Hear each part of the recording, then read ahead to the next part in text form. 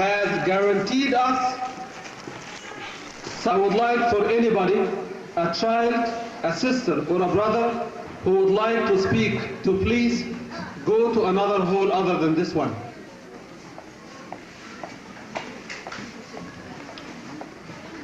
The brothers and the sisters at the corner, please either share or just leave us alone, please.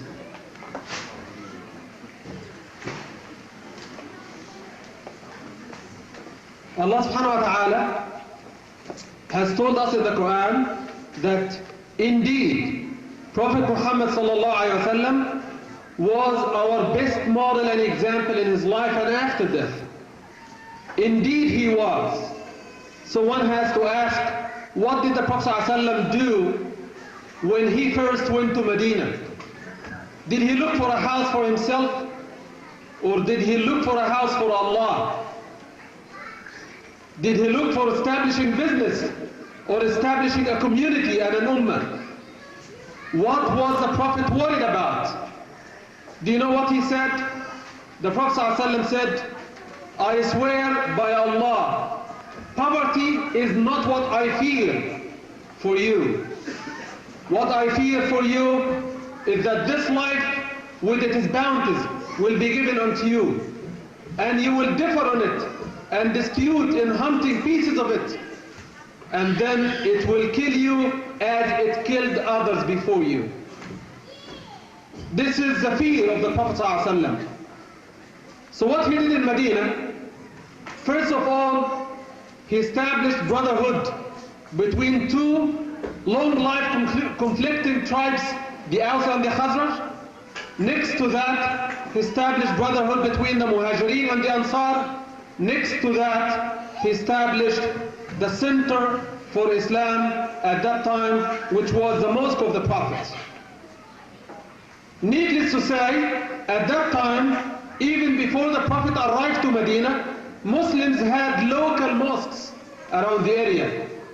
In the tribe of Bani Salama and Bani Salim and others, they had local mosques. But the Prophet was after building a community. So he was not looking for a local place to go to. He was not looking for convenience. He was looking, told us in the Quran, and look at the word men, which reflects manhood, which carries responsibility. Men whose hearts are not taken away by business from the remembrance of Allah subhanahu wa ta'ala. Look at the quality of the Muslims that Allah wants them to be in the mosque. Not people who want to fight, but people who want to build. Not people who live on disputes, but people who live to sacrifice. The word sacrifice is the religion of Prophet Ibrahim alayhi salam. What was the message of Prophet Ibrahim? It was a message of oneness of Allah as well as sacrifice. If you look through whole life of Ibrahim, it was full of sacrifice.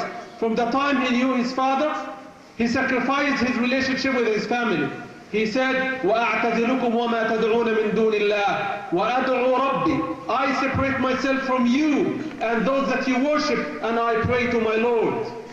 Sacrificing his father. I let you alone and I go to my Lord, and I will ask him to forgive you if there is a chance.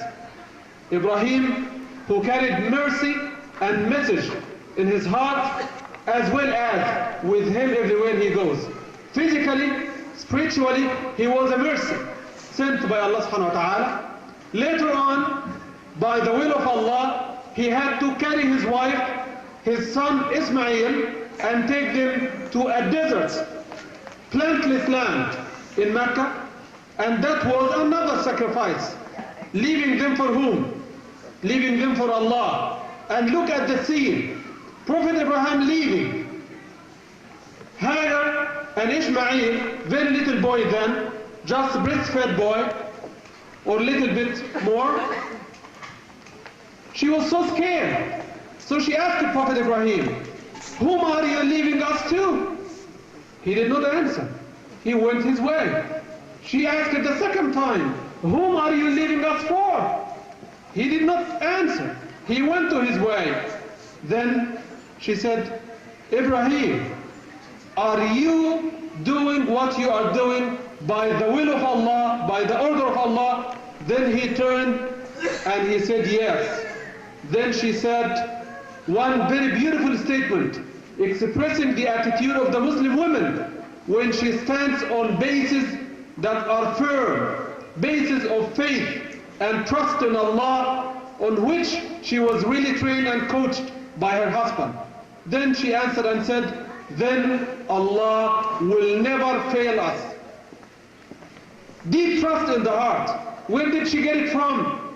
Her husband did not say, I am busy, I don't have time to teach you Haga. He taught her. Whatever he learned, he conveyed the message. So the message produced the fruit at very critical point of their life. She stood fast, and we know the rest of the story. And that was another sacrifice from Prophet Ibrahim alayhi salam. Then one more sacrifice and test at the meantime, when Allah ordered him to slaughter his son Ismail. And he did not hesitate. He went directly to the son, and look at the son. Prophet Ibrahim was an example for us. He trained his wife to behave the way she behaved. He trained his son to reflect and behave the way he behaved. What his son said, oh my father, if Allah told you this, then here I am. Here I am. Submission and surrender to the will of Allah. Another test and a sacrifice. Who is he down here who's asked to slaughter a son or even a cow? We're not asked to do that. All what we are asked is to revive the spirit of sacrifice, for which we have the greatest of our feasts that we call the feast of sacrifice. When you pray Fajr, you sacrifice your rest. When you pray Zuhr and Asr, you sacrifice your business. When you pray Maghrib and Isha, you sacrifice your pleasure, entertainment and rest. When you fast, you sacrifice food, water, sex, entertainment. When you pay the zakah, you sacrifice money. When you go for the Hajj, you leave all what you have in life behind, dress something like a coffin, and go to respond to Allah. Isn't our religion really after sacrifice? And that's why our biggest of feasts is sacrifice. And dear Muslim brothers and sisters, we are tested tonight. This test comes from two ways. One, to test our ability and will and determination to sacrifice, to revive the religion of Ibrahim. Number two, to show that we are really after not business, not money, not